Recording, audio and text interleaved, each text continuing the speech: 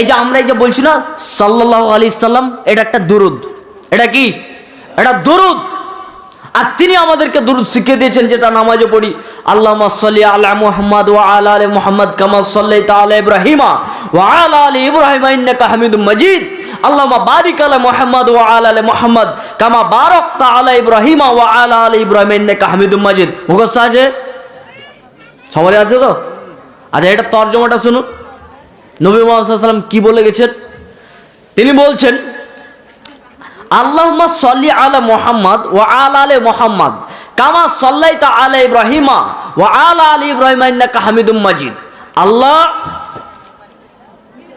আপনি মুহাম্মদ সাল্লাল্লাহু আলাইহি সাল্লামের ওপর এবং তার পরিবারের ওপর শান্তি অবতীর্ণ করুন, যেমন করে শান্তি অবতীর্ণ করেছিলেন ইব্রাহিম আলাইহিস সালাম এবং তার পরিবারের উপরে। আচ্ছা, আপনারা কি কথাটা বুঝতে পারলেন? এটা দোয়াটা কে করছে? আমরা করছি। আমরা নামাজের মধ্যে করি না? আমরা এই দোয়াটা কি বলছি? আল্লাহ, আপনি মুহাম্মদ সাল্লাল্লাহু আলাইহি সাল্লাম এবং তার পরিবারের ওপরে শান্তি অবতীর্ণ করুন, যেমন করে আপনি শান্তি অবতীর্ণ করেছিলেন ইব্রাহিম আলাইহিস সালাম এবং তার পরিবারের উপরে।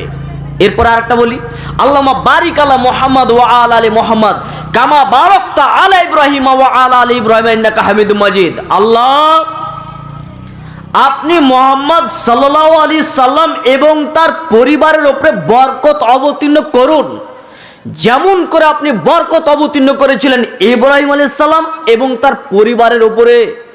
তার মানে নবী মুহাম্মদ সাল্লাল্লাহু আলাইহি সাল্লামকে আমরা দোয়া দিচ্ছি, তার মানে তিনি দোয়া চাচ্ছেন, তিনি আল্লাহ নন।